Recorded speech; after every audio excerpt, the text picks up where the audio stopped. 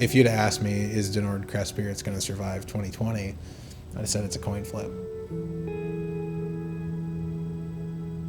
Obviously, COVID was hard on micro distilleries, it was hard on everyone and continues to be. But we also had just gone through the death of George Floyd. We'd gone through a fire in our distillery, following the unrest after the death of George Floyd. Half of our stuff had been set on fire. The rest of it was under 30,000 gallons of water from a sprinkler system. We had COVID had taken away all of our accounts. We didn't have a cocktail room anymore.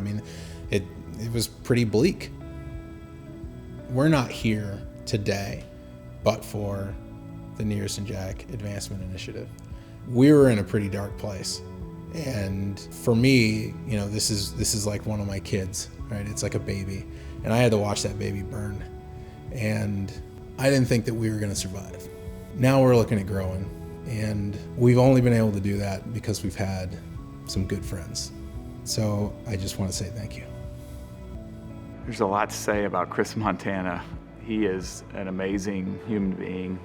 He was impacted by the unrest in Minneapolis, and we've been able to surround Denord with expertise, with support, with resources, and all it did was enable what was already there. What was there was a really strong brand with really quality products. We saw what happened at Denord, and this sparked a conversation about there's no diversity in the middle and on top. So what we knew is we needed to create something that was going to allow advancement in our industry and allow there to be leaders of color to inspire others to get involved. We decided that actions would be the best response, and that's when we announced the Uncle Nearest and Jack Daniel's partnership to create the Nearest and Jack Advancement Initiative.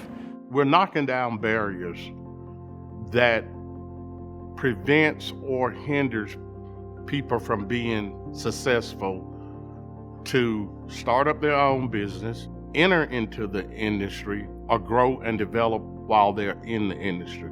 The Nearest and Jack Initiative is built on 3 pillars. The partnership with Motlow College to build a Nearest Green School of Distilling, getting people invested in this industry, interested in the industry, and giving them the skills to come into the industry. And you want to talk about a person that is passionate, an educator who really grasps it.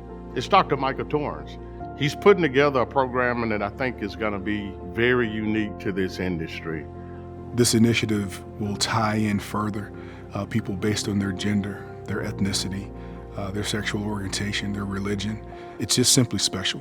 It's about belongingness, the idea that we're connected to a very long-standing story that is still being told. It's 150 plus years old.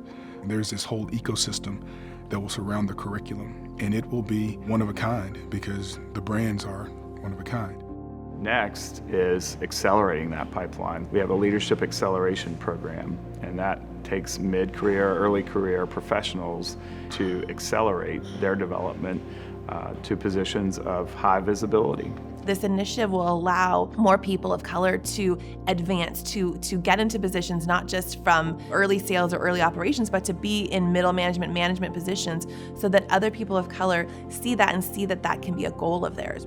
I sent in my resume, had some interviews, talked to people about what I'm doing, what I would like to do, and I am incredibly honored to be the first apprentice chosen for the Leadership Acceleration Program.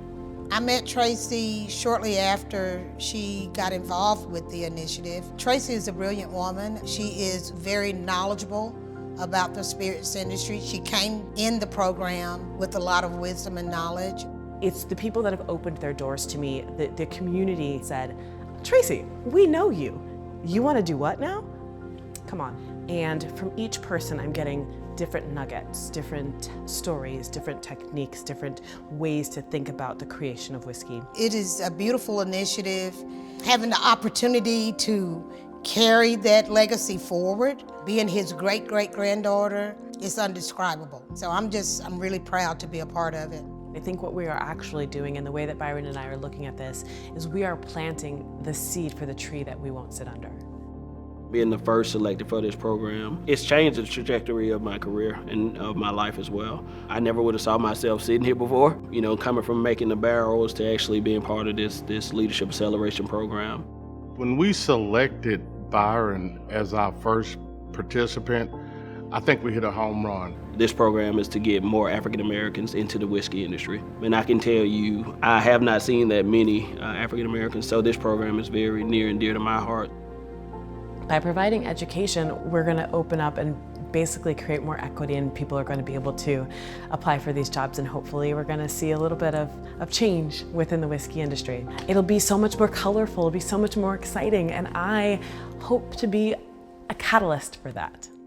And then the final leg of the stool is business ownership. Ownership of distilled spirits companies, and how do we lift up those owners and surround them with our expertise and knowledge across the two companies. We got to work with the best of the best. We got to work with agencies who they might work with to do their products, but here they were working with one of the smallest distilleries in the country as opposed to one of the largest. For too long, the industry has lagged behind in diversity and inclusion. Increasing the number of underrepresented communities in the ownership of spirits brands is really the basis of what we're doing, and it's all built on that foundation of Jack and Nearest. To be able to say, look at what happened in this little town of Lynchburg, Tennessee in the 1800s in the deep, deep South. These two men figured it out. Can we look at that as an example?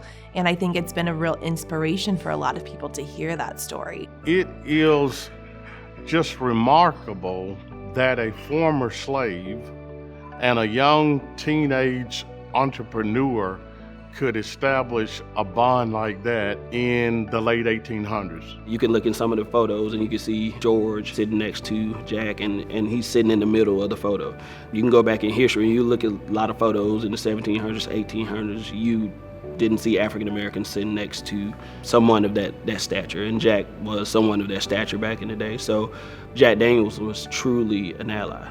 To really raise and honor the position that Nearest Green deserves as the first African American master distiller, we have to work together. We have a shared vision for the future, which is we want to diversify this industry. I'm honored to see a program come together that sole purpose is uniting us, bringing us together. Thank God I work for a company that has the courage to do that. And you talk about that relationship between Uncle Nearest and Jack. They had the courage to do it then. So, just Jack Daniels and Brown Farmer having the courage to do it now is awesome. And I'm proud to work for a company that's doing it.